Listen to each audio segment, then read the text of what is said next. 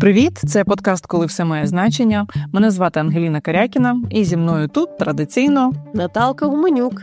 Після певної паузи, бо ми починаємо новий, можемо так сказати, сезон у 2025 році і обіцяємо дуже багато нових, інших, цікавезних, я б так сказала, людей і розмов про те, що має значення. Абсолютно надзвичайний список з гостей вже з самого початку. Традиційно починаємо, Наталка з бранцбойта просто цих гостей виливає в нашому другому сезоні. Важко твого темпу дотримуватись, але дуже насолоджуюсь вашими розмовами, тому давай почнемо з нашого гостя Івана Крастєва, якого ми обидві знаємо завдяки роботі і присутності в якомусь зв'язку інтелектуальному з Віденським інститутом гуманітарних наук, де Іван Крастєв так само працює.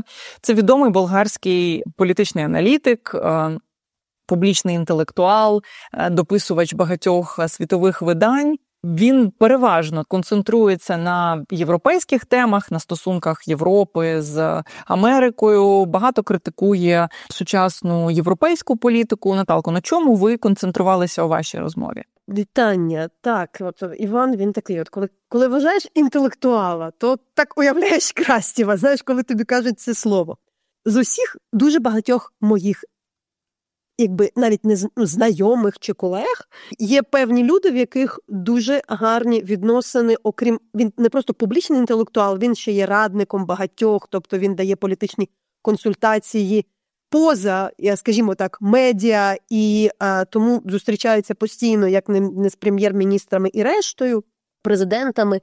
І от за останні роки, я теж дуже добре знала, що Іван мав гарні стосунки там з Джеком Салліваном, має зв'язки з тим, з ким спілкувався в республіканській партії, знає людей, які знають Джей Ді Ванса, але насправді йдеться там про державний департамент, адміністрацію, американську владу. І тому, очевидно, в ці дні ми почали з Трампа. Ми багато останні півроку, коли зустрічалися, говорили про ймовірний прихід Трампа до влади. Я, власне, відклала розмову з Іваном, я не дуже хотіла його саме питати напередодні виборів, бо ми тоді, скажімо так, вгадували, бо він, звісно, політичний аналітик і експерт, але ж цікаво знати щось, що, коли ухвалюються рішення. І от, власне, зараз дуже гарний час. Ми говоримо в час, коли має вийти цей подкаст, якраз відбулася інаугурація Дональда Трампа, тому для мене центральним питанням було, звісно, зміна американської політики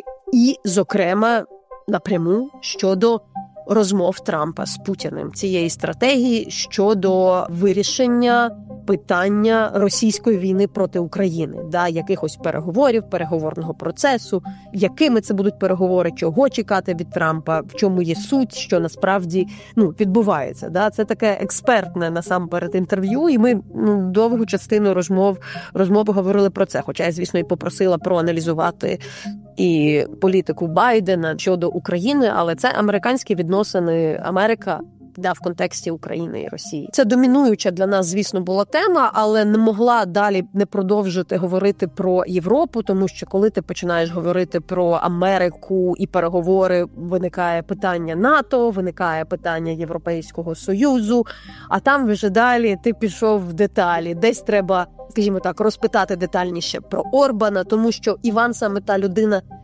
яка там зустрічала особисто, хоча він там великий демократ і ліберал, але його особливість, що він як для політичного аналізу зустрічається з різними людьми, говорить з різними людьми, там, де є якась межа. І, звісно, ми говорили трошки про Болгарію, де Іван постійно живе у Відні, але він є також головою правління Центру ліберальних стратегій.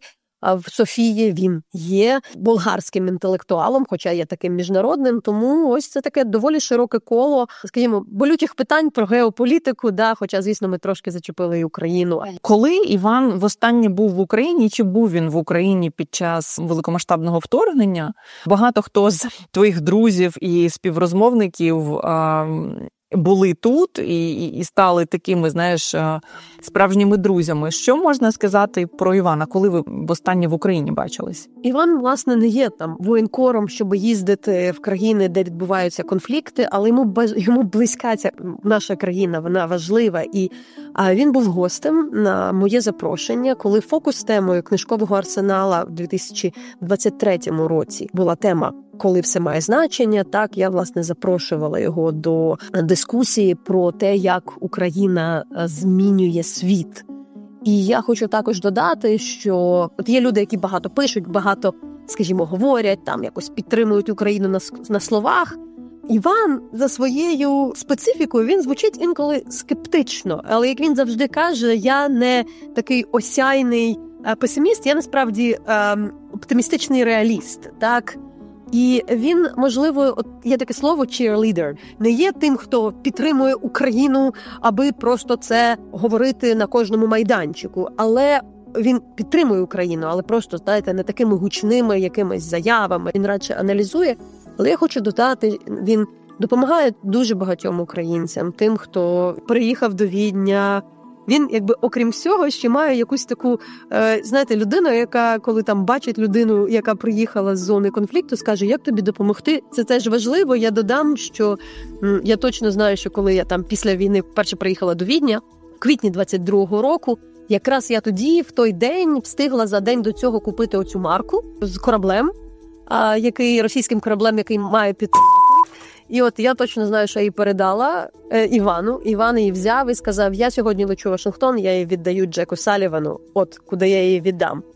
Ми про Джека Саллівана поговорили, але я просто скажу, що він дуже залучений до якихось процесів, можливо, частини не публічних, але якби, Україна, да, в серці. Ще одна категорія, за якою ми відбираємо гостей, вони мають бути людьми небайдужими і щонайменше допомагати українцям, як вони можуть. Я жартую, звісно, але так виходить, і це дуже-дуже приємно. Ну і що ж, давайте слухати розмову Наталки з болгарським політичним аналітиком, інтелектуалом Іваном Крастєвим.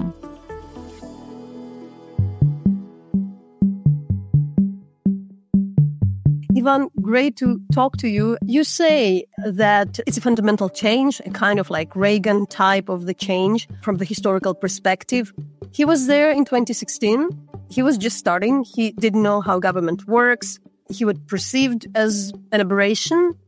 But what is this change about beyond his personality, beyond his style, beyond all the things we know?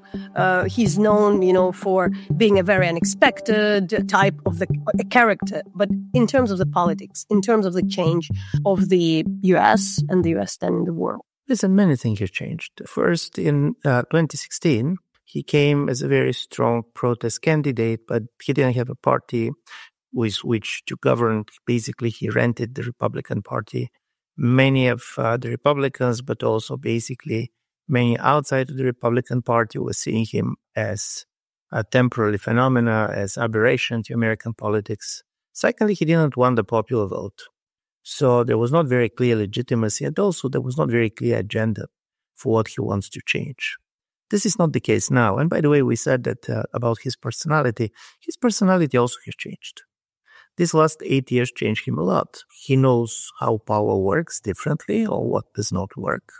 He basically feels much stronger being the victim of a very strong attacks on him. So basically he was between the presidency and prison, which is a totally different experience than in 2016. But also what is important, American society and the world has changed meanwhile. The American society has changed because on several issues, it's not simply Trump is coming, but it's kind of a new majorities, a new kind of a very strong trends. One is on migration. There is a kind of a very strong impulse on his voters, but also outside of his major base, that America has a migration problem and they should curb migration. Secondly, he came as a peace candidate. And this is quite important because during campaign, he made it very clear that the Democrats and Biden, they have this never-ending war, and he came on the promise that he's going to bring peace. And this is quite popular, also not only with the Republican voters, but also some of the independent and Democrats. And thirdly, on the economy, he very much benefited from inflation, and he came with a very radical economic policy concerning particularly tariffs.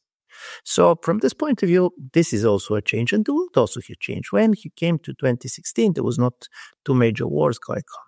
There was no kind of Russia full-fledged war in Ukraine, and basically there was not the war in the Middle East. So from this point of view, while he's coming with, most of the time, with different people. He's coming with America being in a different mood. And while many of the things did not change, he also comes with the idea that America's role in the world is going to be different. So when he was coming, back then, there was a question, is liberal order going to survive Trump? Now, after 4 years of Biden, we know that it didn't survive Trump. So we're in a different world. And from this point of view, while many things will seem different, I do believe we're going to see much more differences than similarities. So what is different with this world? Listen, first, the world became much more transactional. I was part of a survey which was just published that had been polling people in 24 different countries. It was done by the European Council of Foreign Relations, which shows that with the exception of Western Europe and South Korea, almost everywhere in the world, the majority or plurality of people who believe that Trump is good for America, Trump is good for their country, and Trump is good for peace. And even in Ukraine, there is basically 37 versus 32%, 37 who believes that basically Trump means better chances for peace in Ukraine against 32, which are much more worried about what is going to happen. Of course, these people are very different people, and these people has a very different idea what probably Trump will do in one or different conflict. But he's not coming to the world as kind of a intruder, which everybody was trying to alienate. He's very transactional politician, but he's coming to the world that he'll become very transactional too. So in a certain way, he comes to a world of his own. You say that it's not that much about the American isolationism. That's how you really often you describe, that the Republican Party has this wing, which is not any longer this transatlantist and the others. But what is then? Because yes, it's not make America great again. It's not just about getting out from the other places, because he still speaks as a global leader. He believes that America was overstretched. His major argument is that for the last 35 years after the end of the Cold War, everybody was talking about America as being a hegemon, but at the end of the day, America became a hostage to the world that it was created, and it basically was spending resources. It was weakened at home. Economically, politically, it's losing its consensuses. So now it's time to America to focus. And on this, to be honest, he has a quite clear idea of what he wants. One is he's going to totally focus on the Western Hemisphere. It is Canada, it is Mexico. And of course, what is interesting is also that if you're listening his talk about Panama or Greenland, by the way, isolationist does not want to buy Greenland. He's not an isolationist, but he's very much seeing America as a major sea power. He sees the world with the eyes of the Navy officer. And thirdly, which is new, and this was very much back then, when he came in 2016, it is even stronger now. He not simply believes that America is overstretched, but he's also much more suspicious about American allies. He believes that the American allies are much more constraining the United States than strengthening the United States. And also, he sees, to a certain extent, NATO as part of a deep state that was not allowing him to act in the way he was acting. So from this point of view, as a result of this vision, 2 or 3 things are coming. One is that Europe is much more marginal in his strategic vision of the world than it was during the Biden administration. Secondly, for him, trade wars are the real wars, and all other kind of classical wars are not needed. From this point of view, he's really somebody who is not particularly interested in using military power. Nevertheless, God knows how it's going to develop. And thirdly, he believes that for the first time, he has an apparatus that can implement his policies, which was not the case before. Before, all the talk was about all these adults which are going to tell him what is possible, not possible. So now he's basically going not to listen too much to people who disagree with him. How exactly this is going to work is different, but at least he's coming with the idea that he knows what he wants to do and that he understands the world in the way it is. Can he? Is he capable? We understand what he has quite a high view of himself and capabilities, but it didn't work always. No, not always. It never works like this. And the reason why it's not about Trump. The world, it didn't work in the way Biden expected it to work. So from this point of view, I do believe that the most important statement that I have ever read about what defined foreign policy was the famous command by the former British Prime Minister who said, "Events, boy, events."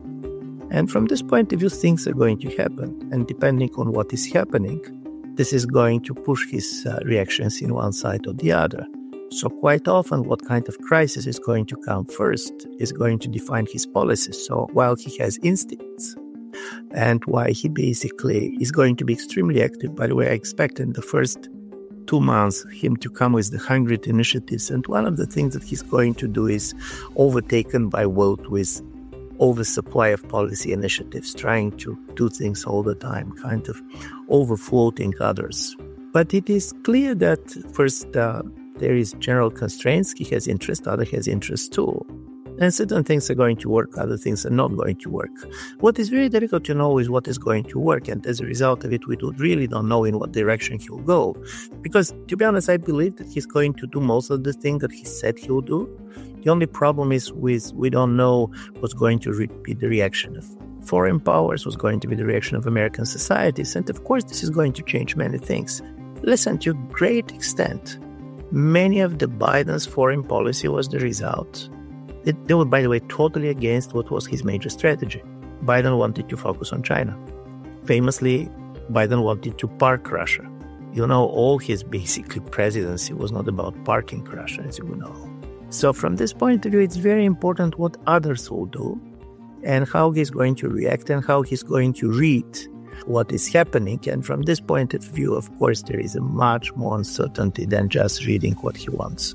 You already mentioned that in this survey, there are Ukrainians who are hoping that Trump bring some peace. Sometimes it's wishful thinking. Sometimes you don't want to hope for the worst. You hope for the best. And it's like searching for some ways out for you. But in this regard, we observed within this last months a bit of change, I should say, because we remember the last days of the campaign, even the months, and also part of his team in administration. There are people whom I should say in their rhetoric, they speak good about Russia, let's say like that, with some respect. They try to tell that the Russia is not adversary. I think it was also J.D. Vance who said like it's not adversary, but somebody else, just another challenger.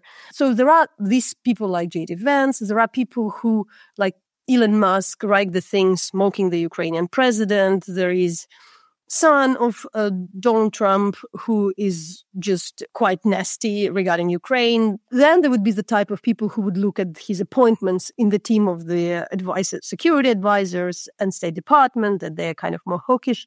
But also Trump's rhetoric a bit changed. So now there is less discussion that Trump will just throw Ukraine under the Russian bus or just would stop or would pressure Ukraine with not giving any military support. As we know, like every day changes, then there is a different quote, we treat it differently. So I'll start with first explaining his kind of team and their views on Russia and Ukraine. Have you seen yourself kind of a different understanding rather than what was prior to the campaign? And then we probably later would go on what are these talks with Putin and negotiation Trumps want to have are about. Normally, we look for too much consistency in the action of politicians in general. People are quite capable to keep 2 or 3 very contradictory thoughts in their mind at the same time. And if this is for all people, I do believe when it comes to this, Trump is overperforming. But one thing is quite clear. He's going to be the one deciding on foreign policy, and they're not going to be advisors who are going to do things that he does not want. On the other side, he's allowing this type of different views to coexist. He's not trying to discipline this view. Also, probably he sees this as a strength of his policies because he's sending different signals to different audiences. I don't believe that there is a special kind of affection between Trump and Putin. And I do believe from time people should also not become the victims of their own propaganda. Trump, of course, is very much impressed by all these kind of dictatorial figures and so on. And probably he would prefer to be a king than to be a president. But on the other side, Trump is about Trump. At the moment when there is a clash of interest in the way basically he's going to look weak, for sure he's not going to be happy to see basically Putin winning. What is important on the view of the Ukraine, in my view, are 2 or 3 things. One is he believes that this was an avoidable war. And he was basically blaming Biden for different things, starting with the weakness shown during the withdrawal in Afghanistan, but also believing that some of the Russia interests were not taken seriously before. So in general, he does not have disaffection to the post-Cold War policy of the United States that others had. So the idea is that the West is not blameless. Secondly, he does not believe that Ukraine can recover all the territories, which basically it lost after 1991. But to be honest, from this, he's not so different than the Biden administration. Get beyond the rhetoric.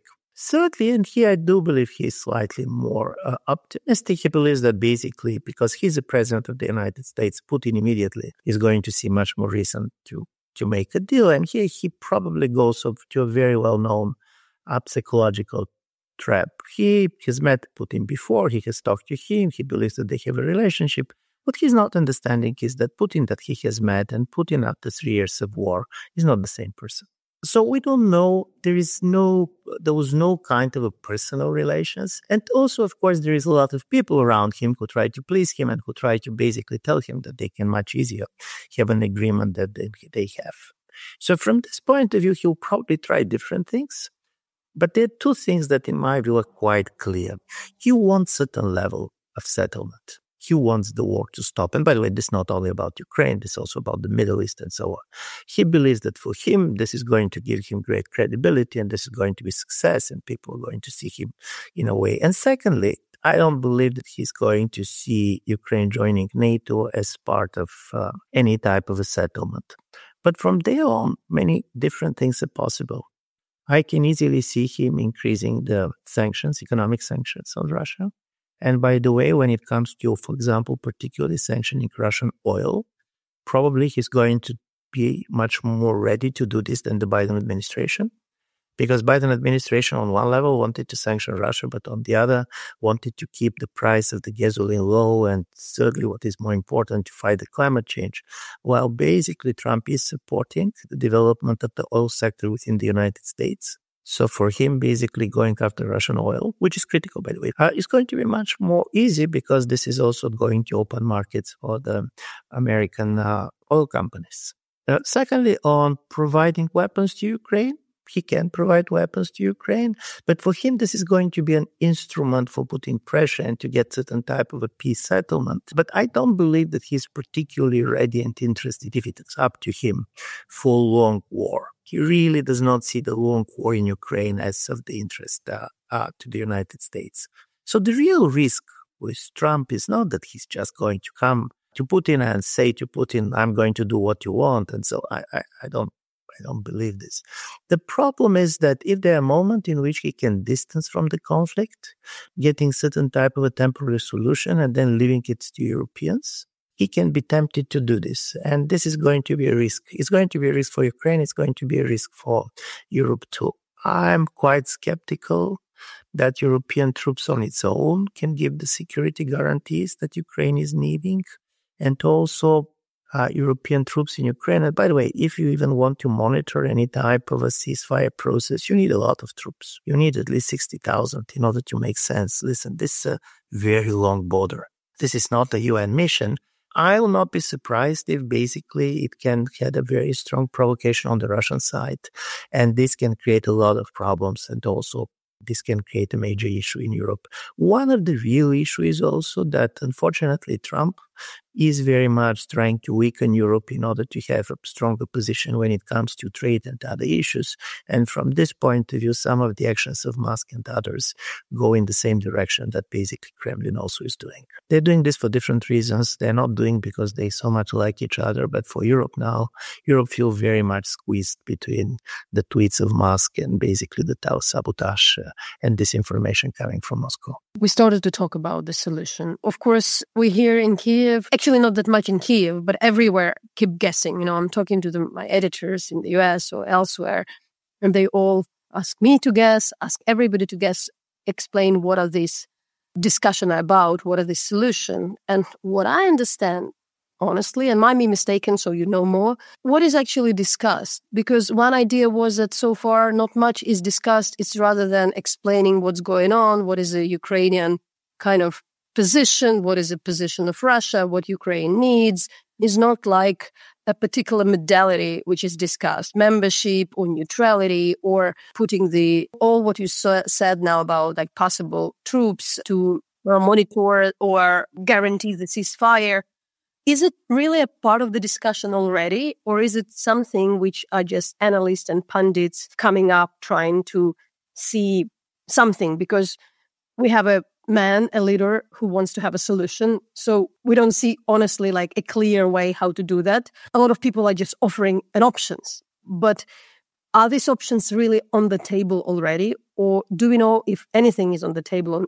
Or can we maybe put some levels on what is serious, NATO or troops or any kind of things which are somewhere closer to reality than just all kind of guesses? And there is no details, and Trump is not a detail person. He will never be involved in all this. The major stories, and the biggest story is what he wants.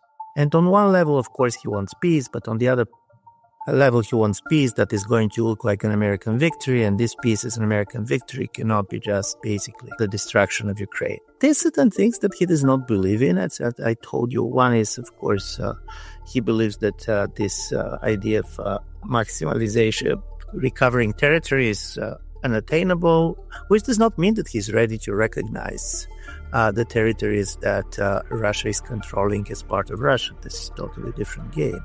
On sanctions, it depends. He can be stronger, but he's going to be much more flexible. I can imagine that he's going to offer Russia incentives. He also very much believes in the magic of the personal relationship. And if we're talking about a real risk, it's there.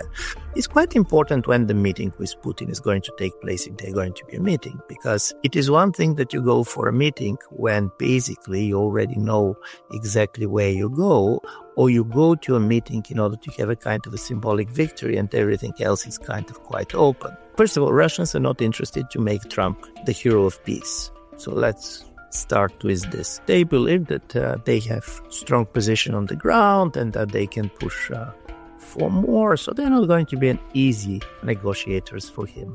Secondly, in 2016, Trump believed that he can split Russia from China. This, in my view, is totally unrealistic.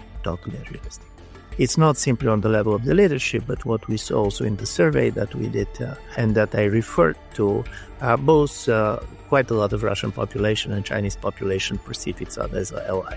So you have now an anti-Western coalition at the moment where the West as a coalition is much more in crisis. And thirdly, it's Ukraine and the Europeans also, by the way, Turkey and some others, also has a role to play. It does not mean that Ukraine does not have an agency.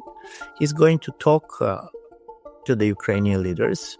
Different European leaders are talking him different things. And to be honest, what at least I'm hearing, what he hears from Meloni is not the same what he hears from Orbán. So from this point of view, this is not also among his friends in Europe the same position. The most important is how much attention he's going to put on it. Because what was Minsk, and now a lot of people go back to Minsk and talk, and I was reading recently Mr. Surkov saying that Russia's strategy is Minsk without Zelenskyy. But part of the story is that, of course, Minsk came at the moment in which the Ukrainian army was in a difficult position. So basically it was saving some encircled troops. But it created a certain level of uncertainty in which for the Russians it was a primary issue, while for the Europeans and the Americans it was kind of a footnote. And this is where the real risk is. How central Ukraine is going to stay on the American agenda. How nervous or not nervous Europeans are going to be. Because the Russian economy is facing difficulties and it is going to face difficulties in the future, but it's not going to happen tomorrow. So in a certain way, the problem is, can he stay focused for 2-3 years when it comes to Ukraine? Also, what are going to be the expectations of Ukraine? There are going to be obviously a major pressure on the American side to start to basically mobilize younger people in Ukraine, which is also not easy. To be honest, I always believe that it's not up to us to tell people at what age to mobilize. And of course, and this is my last point, and I was very much personally interested in it for a long time. There is also demographic dimension of this war, both on the Russian and the Ukrainian side, which is also going to affect the timing of decision and probably also the nature of decision. Russia started this war not for land but for people. If you start for land, you're not basically kidnapping kids. The fear that basically the Russian population is shrinking, that there are not enough Russians in the world, and so on was very important. Ukraine, on the other side, basically has a traditional demographic problem starting with the 1990s. It's nothing new. But of course, during the war, you have a lot of out-migration. You're losing people to every baby being born. 3 persons are killed for the last 2 years. So from this point of view, also how the leaderships are going to see the demographic cost of one or the other scenario is going to be critically important. And this is why the timing is critical, and this timing is, in my view, much more going to be decided by the decisions of the Ukrainians and Russians and simply by what the Americans will do. Because, of course, the Ukraine is very important for Europe. It's because it's important for the U.S. to a certain extent, but the most important is for the Ukrainians. And also Russians cannot continue losing the type of people that they're losing forever if they basically want to have a society that can function on a certain level of normality, which is important for Putin. So this is also things that are not going to be probably discussed by Trump, and they're not going to be part of a big grand strategies. But in my view, they're going to be very strong in the thinking both of Kiev and Moscow. You mentioned Trump's position on NATO. We all respond to kind of a question about Ukrainian level of compromise. And I sometimes put it that the point is not, the question is wrong. For Ukrainian, the question is different. The question is about the guarantees. And then you discuss. Because how much of land you give away, even with your people, it doesn't matter much. If you really look and read the polls and surveys, you really understand that, yes, a bit number of the people ready for kind of settlement is growing. But then they also explain that there should be, NATO membership, other security guarantee, bring weapon, all kind of things. It can be also wishful thinking. In the end, I should also say, for Putin, it doesn't matter what Ukrainians think as well. Like Ukrainian can change their opinion, but it's in the end, yes, is not really fully the most important thing from the Kremlin. But I'm returning to the NATO because if we speak about the guarantees, we understand that something isn't there. They should be there. We don't really believe that, Trump that the U.S. would abandon NATO. But we finally hear talks that Europe should be stronger. It should have its own defense. But also the rhetoric from Rutte is definitely stronger. And we hear kind of a bit opposite idea. We were waiting whether Europe will step up. On the level of rhetoric, I think partially some of the European members and some of the leaders, the rhetoric is okay. But do you think Europe is capable? How serious is the whole discussion about NATO? I'm not mentioning that Ukraine will become a member. But is it already no-go for Trump? Can there be difference between the American and European position in this regard? Is this discussion off the table? First of all, NATO is changing itself. And by the way, the major figure changing NATO is Donald Trump. NATO was very much about the Article 5. And the story is how sure even Europeans could be about Article 5. So from this point of view, I do believe you're totally right when you talk about guarantees. And guarantees means many things. Guarantees means that basically you're not going to have in 5 years another conflict and basically something that is going to be called even a full-scale attack and so on. But secondly, it means that you need the guarantees also perceived from outside world. You need the Ukraine in which people will be willing to come back. You need a Ukraine where money are going to be able to go in. From this point of view, this is not simply how secure Ukraine is, you're going to understand by this. If the investors are coming back and if people are coming back, this is security. Otherwise, you can have different documents, but psychologically, this is not easy to convince people. Compared to the previous administration, I do believe, I will be surprised personally if membership of Ukraine is high on Trump's priority, and because also symbolically for Putin, this is critically important. I do believe that this is one of the things that can be out. But listen, if you're going to have a bilateral agreement with the Americans in the way the South Koreans has, I don't believe that this is a less guarantee when it comes to certain things. So from this point of view, basically the obsession with the 4 letters could be misleading. Europeans at this moment cannot replace the United States as a guarantor. This can change, but basically for the last 30 years, Europe managed to demilitarize to the extent that basically it became totally vulnerable. This is starting to change, but it is going to have time, both for creating a much more developed military complex, but also trying to get armies, because the problem of Europe is not very different than the Ukrainian problem, soldiers. The biggest success of the European project was the pacification of the European mind. And now basically just convincing people and trying to basically show, to see the world with different eyes is not going to be easy. There is also major divides in Europe when it comes to defense, when it comes to relations to Russia. You have the northern countries, Scandinavians, Poles, Baltics, which obviously perceived what is happening in Ukraine as a direct threat. And you see the Polish military budget is almost 5%, and they're thinking really in kind of a pre-war situation. But this is not exactly the same in Hungary, Romania, or my own country, Bulgaria. This is not the same in many of the southern countries, for which it's not about sympathy for what Russia is doing, but they said we have other problems, we have migration, we should do with this and that, we have an economy, we cannot allow such a high military budget. So from this point of view, for me, for the Ukraine, the real issue is going to be slightly different. Russia is going to insist on three things in order to achieve what they really hope to achieve. One is a symbolic victory, and this is going to be, they'll try to do everything for political change in Ukraine. So Zelenskyy gone, so basically Putin can declare that it is a victory. Secondly, Russia is going to insist very much about constraining Ukrainian military forces, how much army Ukraine can have, what kind of weapons it's going to be, and so on.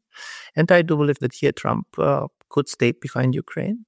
I am not going to be surprised if he's going to give certain type of weapons that Biden didn't go. But this is going to be the real discussion. The NATO story was a frame, and the NATO story was very important basically to show that the problem of Ukraine is not Ukrainian problem, but it's the problem of the West. But some of the things otherwise can be arranged either through EU and others. And keep in mind, it's not only United States.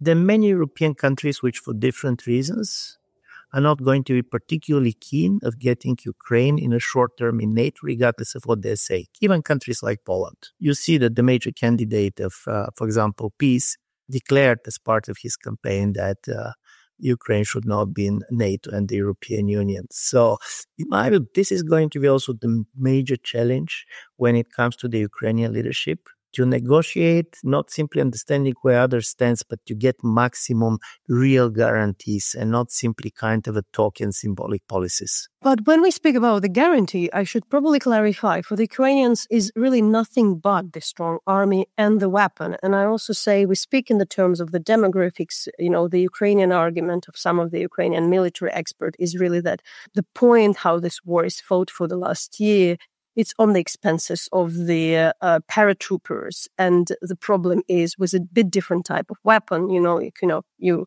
strike into command and control centers and you stop them from moving the troops before they are too close, with necessity to send too many troops, because the way this war is fought is very old-fashioned and none of the NATO country would ever fight this war. So the whole strategy is that if just Ukraine have more people fighting. And I would never say we need people in the country and we need more people in the army. We can speak about the success of the Ukrainian mobilization if we speak about the army. But the point is, if you don't have enough ammunition and if you don't have the right ammunition, the whole strategy of this war without a particular type of weapon isn't really, moving, really just is prolonging the war.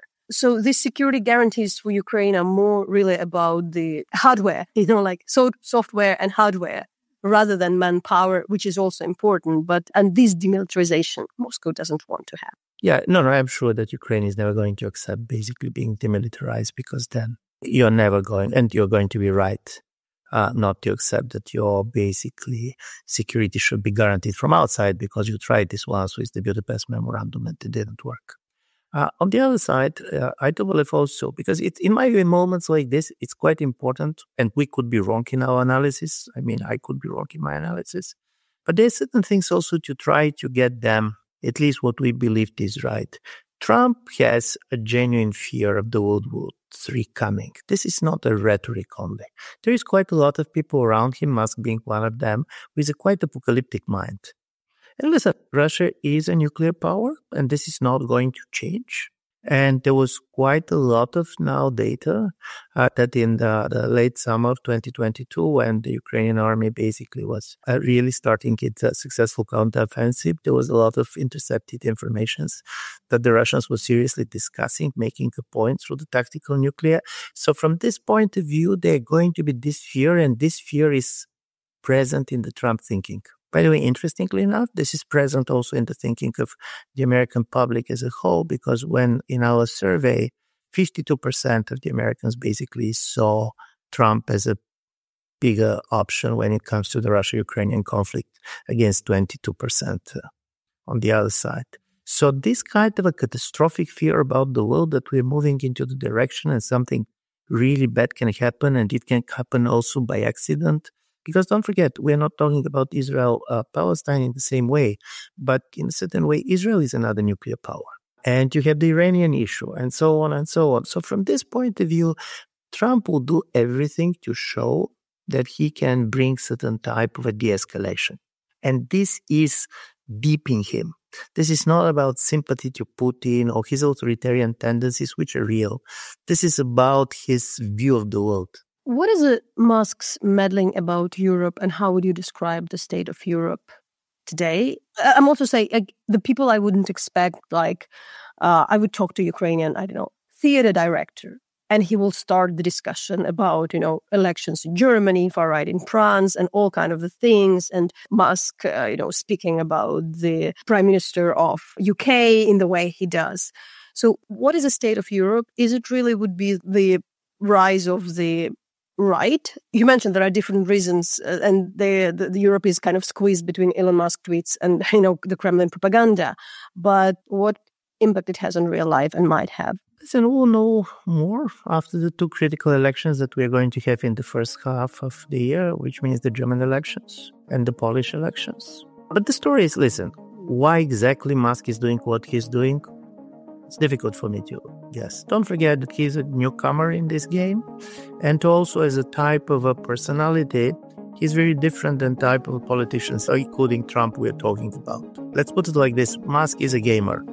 And in a certain way, he's doing things because he can do it. He's just trying to see the limits of his power. Secondly, Europe has the problems that are not rooted only of what Musk is doing or what basically Russians are doing. In the last 20 years, European economy has totally underperforming the American economy dramatically. Productivity, technologically. 25 years ago, basically, the size of the European economy was the size of the American economy. Now Americans are 15% higher. And secondly, there is a very strong anti-Cuban sentiment. To be in power these days is the easiest way to lose power. In 2024, in all 12 developed Western countries in which there had been elections, those in power either lost the elections or significant part of their vote.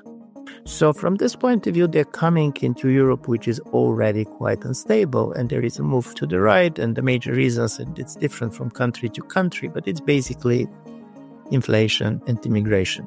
And some of the changes are big. I'm just going to give you one figure to imagine the scale.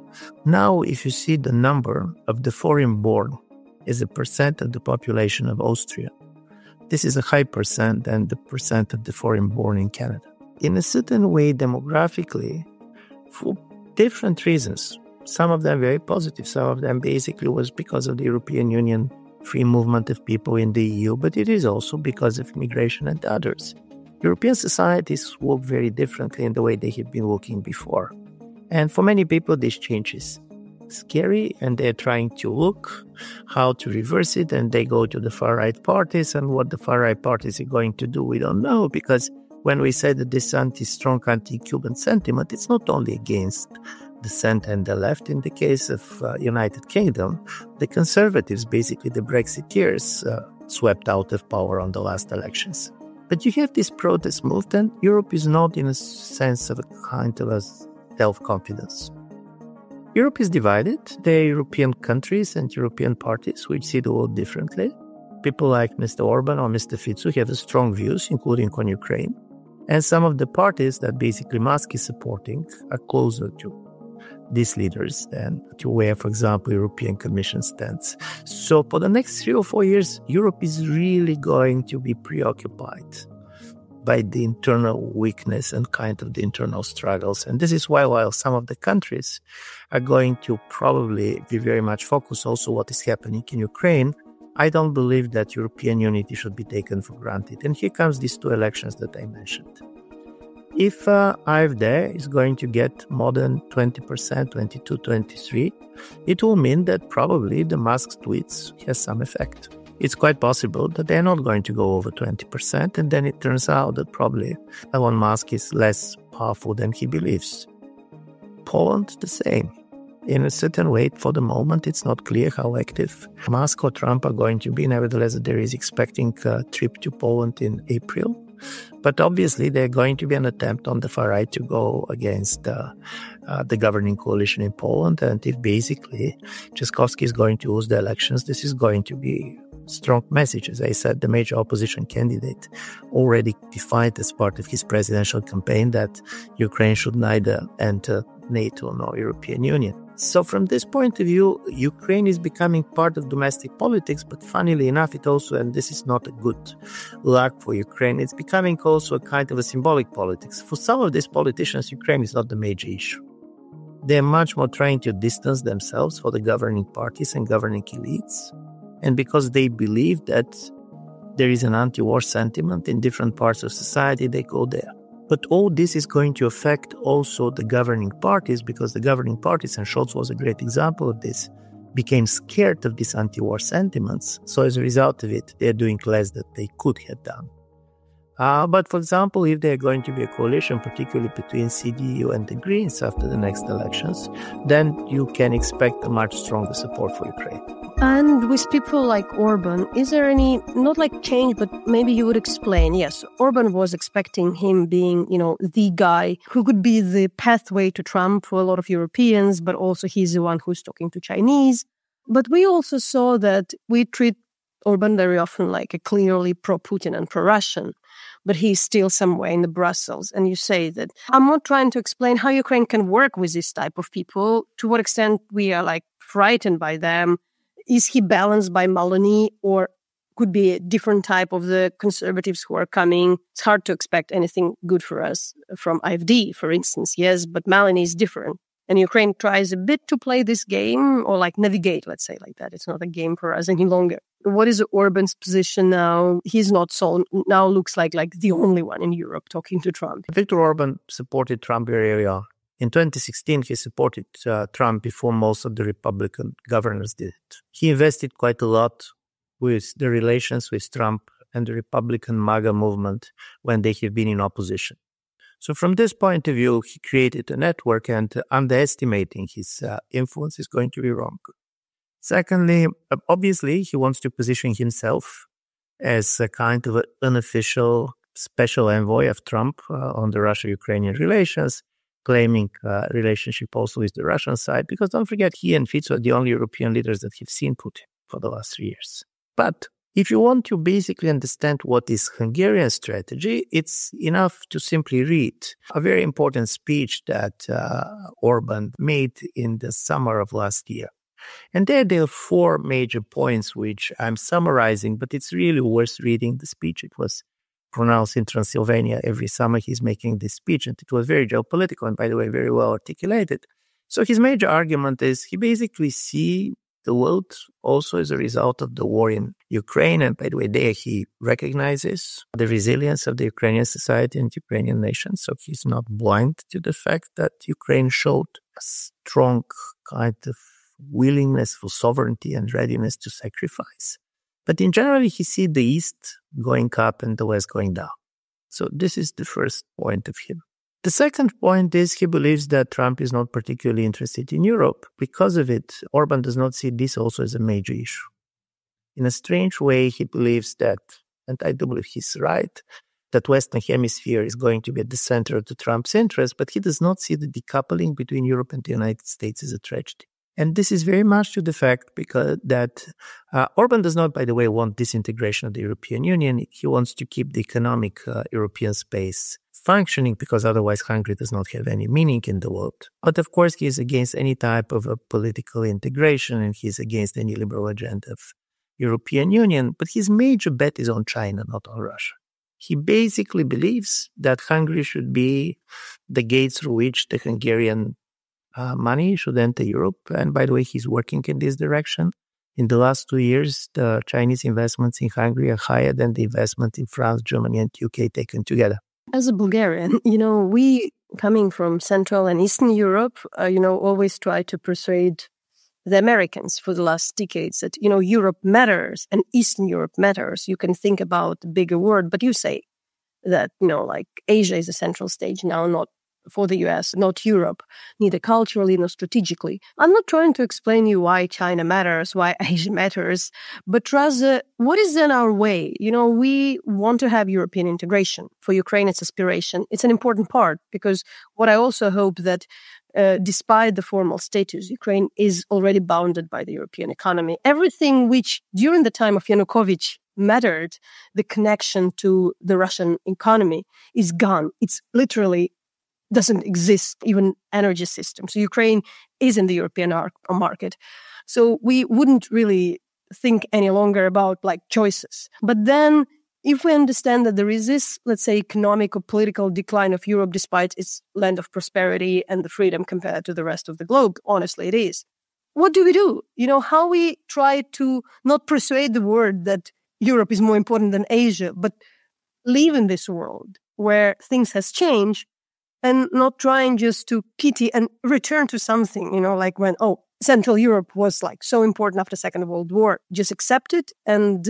Europe was very well living in the 35 years of American dominance after the Cold War. Because Europe basically outsourced its security to the United States to the extent that the Russia's full-fledged war in Ukraine started. It appeared that Europe is more dependent in security terms on the United States than Western Europe was during the Cold War. The level of demilitarization really was dramatic. Secondly, Europe was very much relying on a very open market. So from this point of view, Europe is a much more open economy than the United States. And thirdly, because of the lack of resources, Europe was very much dependent on the Russian gas and things like this.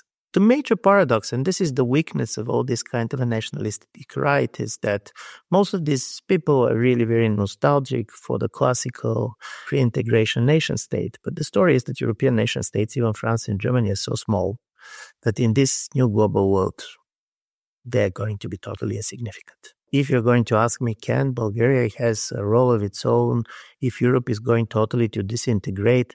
This is to ask what should be the strategy of Kyrgyzstan after the end of the Soviet Union. Because in a certain way, only staying together, Europeans basically can play a role. And from this point of view, I do believe that Ukraine is part of this European space already.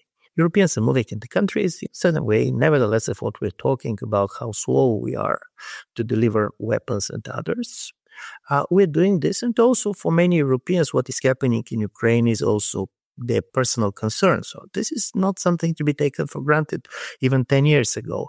The problem is that Europe is not going to function in the same way it was functioning 5 or 10 years ago because everything around is changing. And in my view, it's very important from this point of view to imagine that Ukraine cannot be integrated in the way Bulgaria or Romania were. First, because it's a big country. Secondly, regardless of what kind of a settlement we're going to have, it's going to be a country with contested borders. Certainly, this is a country with a big army, which is facing a major security threat, which was not the case of any of European countries when they were entering. So European Union obviously is going to look for a certain level of sovereignty. And even the relations with the United States, and forget about Trump for a while, there is some trends which are quite strong. In 1940s or 50s, a big part of the American population either has their roots in Europe or have been visiting Europe during the World War II. Soldiers fighting, having a personal experience. Now the demographics of the United States is very different. America is much closer to Latin America and other places because most of the migration comes from these places. And this is important. Europe, unfortunately, is lost a lot of opportunities in technological field. We very much bet it on regulating the global technological market. We never managed to create our own technological champions.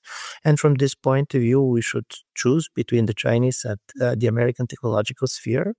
in my view, much more naturally for us to be in the American one. But this is a choices. And in my view, Ukraine is already part of this conversation and this choice. So from this point of view, this is not like it was before. This is not just getting these documents and doing that. And also don't forget, many of the things that Europeans basically has in paper are majorly revisited because of everyday politics. So we're in a period of reinventing Europe in this world, which is totally different. And I do believe that Ukraine is as part of this reinvention as almost anybody else, or probably more than many else because of the war and also because of the size of the country. We're in a moment in which we should decide what we want, how we can achieve it. And it should not be simply saying, let's make basically Ukraine like Latvia or Estonia. This is a different world. I want to ask you obviously about Bulgaria, and it would be a broad question. After 7 elections of 4 years, you finally have the government center-right, but also at the same time you have the politicians like Kostadinov, who is quoted largely in Ukraine, speaking about Bessarabia, that it should be part of Bulgaria.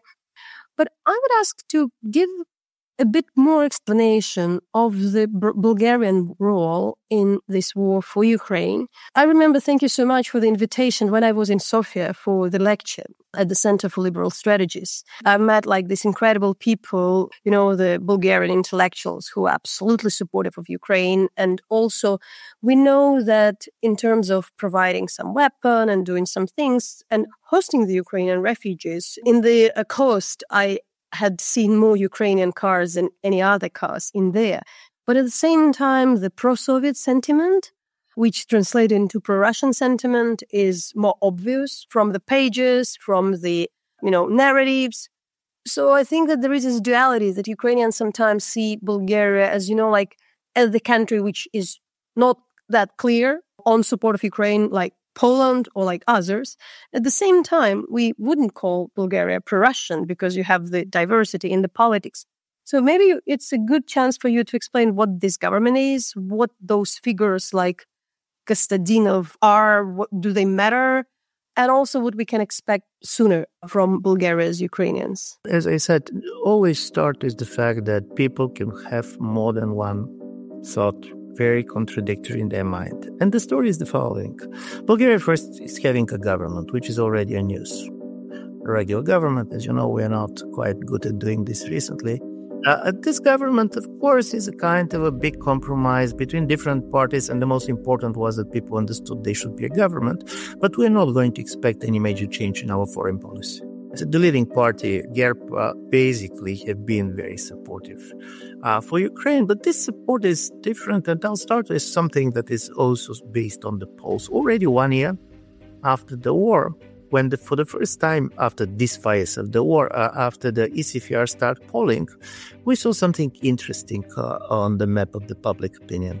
To a certain extent, support for Ukraine, and particularly providing military support for Ukraine, strongly correlated with the borders of the old empires, as if the Soviet period has disappeared.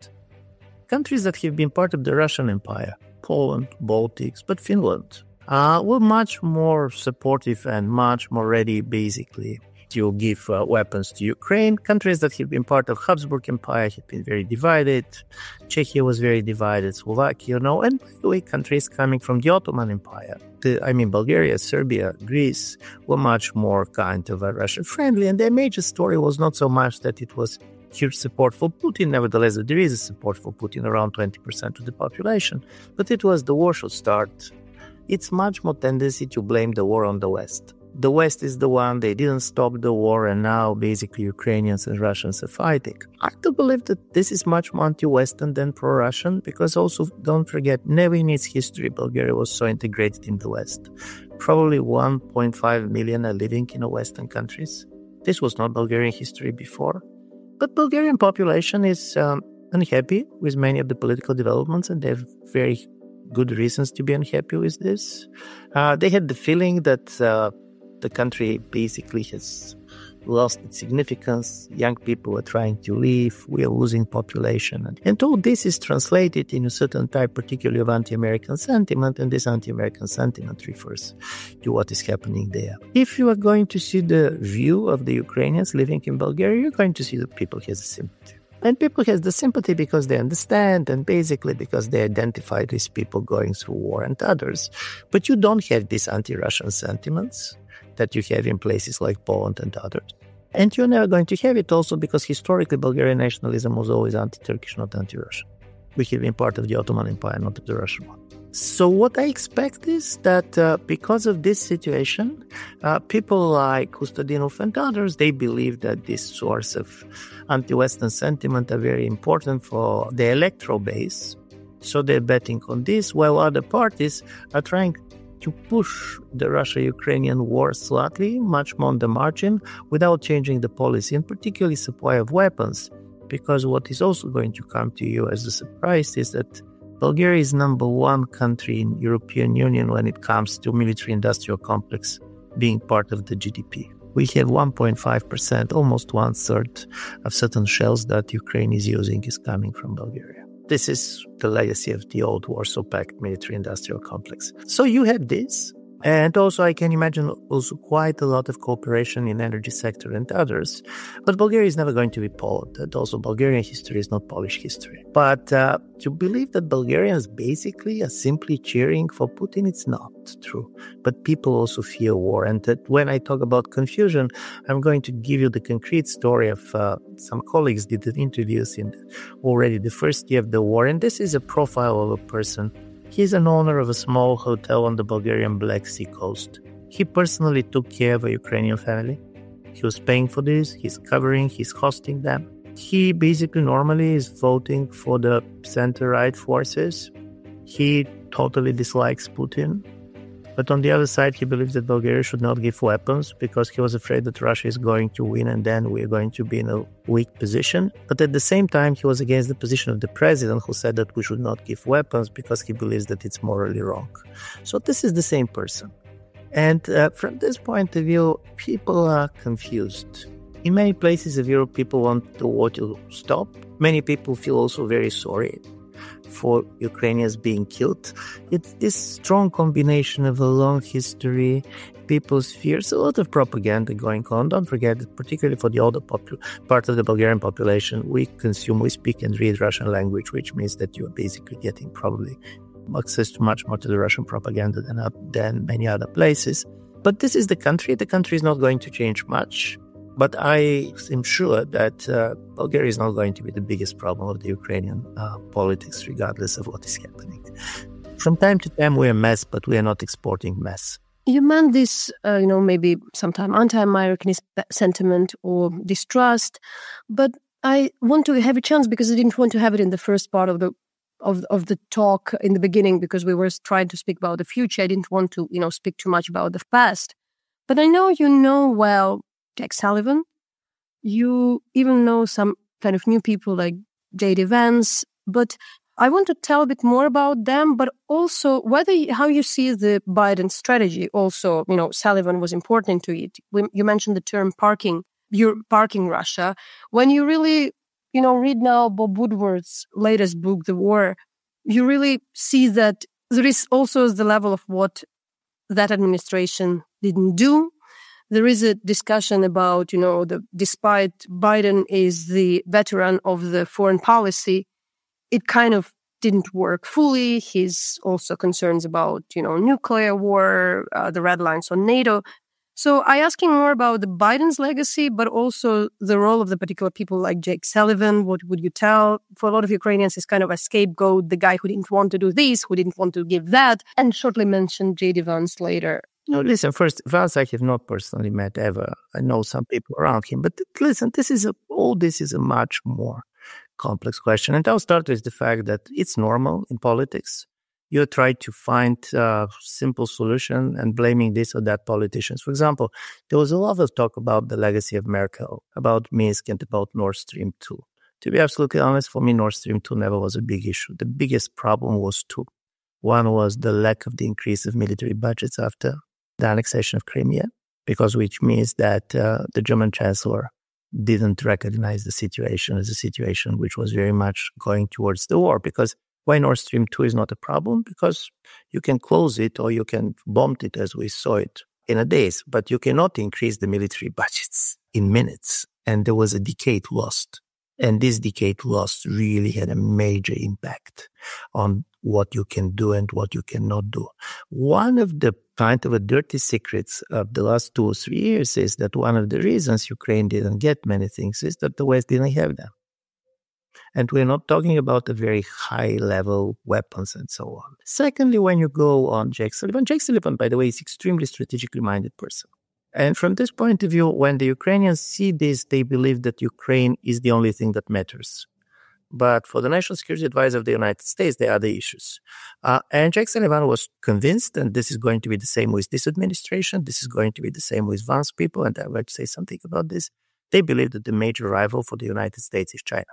And for them, unlike Trump, who believes that basically he can split Russia from China, Biden administration was much more believing that they should try to basically really fork Russia, but the idea was totally to focus on China. It didn't work for good reasons, and by the way, it could be claimed that the failure of the Americans during their withdrawal in Afghanistan also sent a signal to Putin administration that probably America is not going really to get very much involved. But when the war started, basically, they tried to do what they did. One of the things that is important in this is that you're going to see it everywhere. The most important war for every of these countries is the electoral politics. So Biden was all the time balancing between, for example, the prices of gasoline and what kind of sanctions you're going to do it.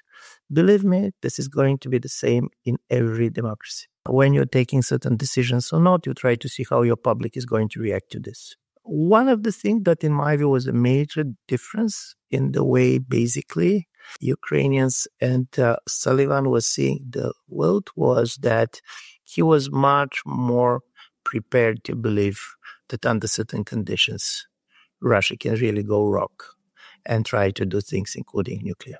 On the Ukrainian side, the idea was even it's going to be nuclear, it's going to be on us. But to be honest, from the European point of view and American, it does not look like this. Because if Americans are going to do something nuclear, what America should do?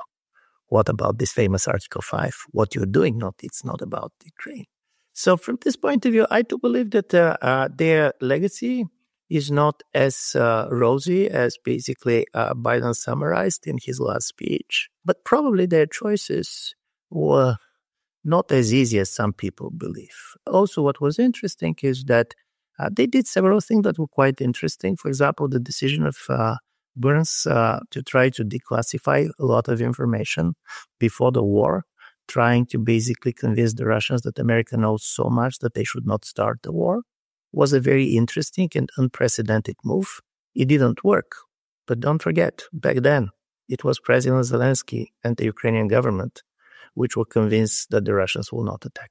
So from this point of view, there was a major also, and here I do believe Ukraine is totally right.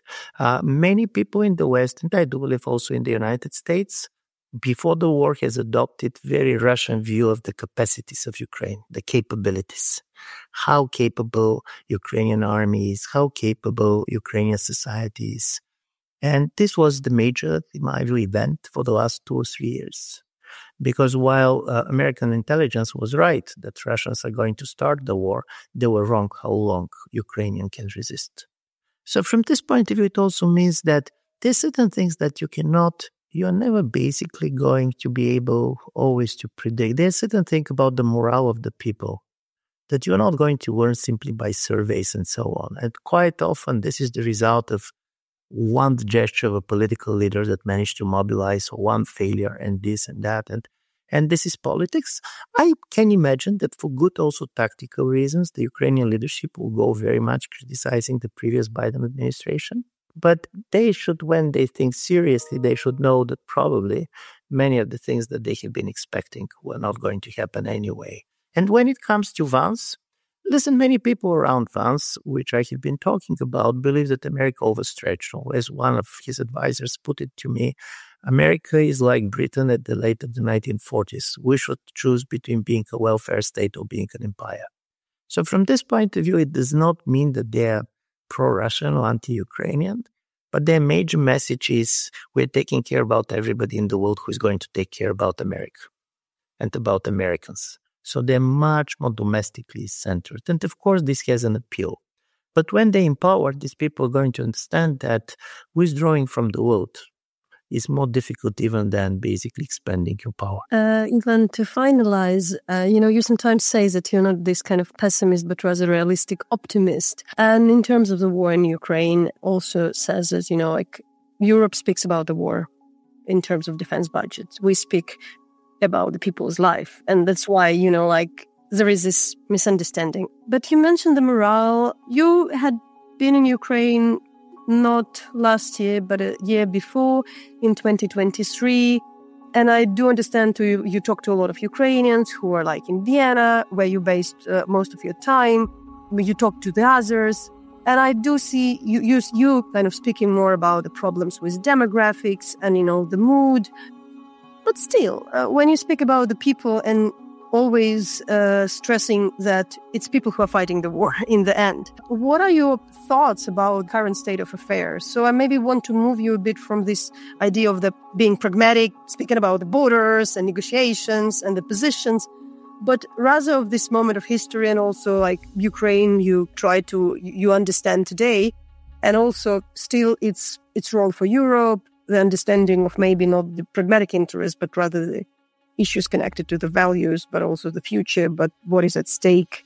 First of all, the fact that Ukraine, 3 years after this major attack by a country which is much bigger in military terms, basically, have been a major superpower and so on, managed to resist and to be where it is. If you're going to ask many of us 3 years ago, is it possible? We're going to say, unlikely.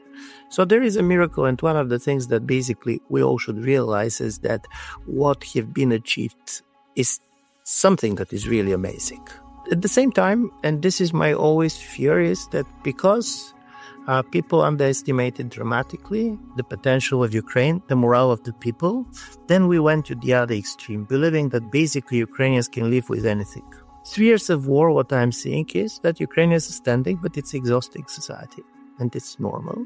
They are not basically ready to concede, and they're basically not ready to be defeated, but they're also looking for certain type of a development, and basically they're looking how a certain type of pragmatic solution is going to look like. And I'm saying this because for me the most important is, and this is probably the difference between me and many others, there are many people who are much more focused on basically making Russia bleed than making Ukraine succeed. Listen, I don't believe that the war is going to worse fighting simply basically to kill more Russian troops. The problem is how Ukraine is going to look in 5 or 10 years. And this is a society that basically people should be self-confident. They should be economically fine. This is going to be part of a bigger Europe. And this is why this idea that basically Ukraine simply should do the job of weakening Russia to the extent that Russia can do nothing to anybody else, in my view, always was a problematic. And I can see this even with the Biden administration now, when they said what we achieved. They said we weakened Russia for 3 years. This is not the success of it. The success is going to be the Ukrainians having the feeling that they knew what they're fighting for and what they have won for. So from this point of view, you know better than me. Talking on behalf of the Ukrainians, I know that people are doing this all the time on the conferences and others. I always find it slightly ridiculous, to be honest. And as you said, you're paying with lives. You're paying with the destruction of life, even of the people who are not on the front line. Listen, I have seen in Vienna many, some of them colleagues and others, who does not know what to do with their lives. Should they try to integrate where they are now with small kids and others? Should they basically, highly patriotic Ukrainians, women mostly and so on, going there? Many of these people, particularly Ukrainian men, for one or the other reasons which are not in Ukraine, they're also facing basically the criticism of the society in which they are. I was recently in Poland, you can see this and so on. But first, you don't know anything about these people. Probably some of these people have medical issues that cannot allow them to fight and so on. But they're paying this price. So from this point of view, for me, the most important is that we cannot expect Ukraine to sacrifice itself for the sake of Europe. But where I do believe Ukrainians are totally right is that I cannot see how Europe is going to make it and manage to reinvent itself if Ukraine is going to be defeated and humiliated. So this is where basically is the common story, and this is about everything. Values, interest, but even normal humanity. And this is where it ends. How exactly it's going to end? Of course, we are going to know only when it is going to be too late to influence it.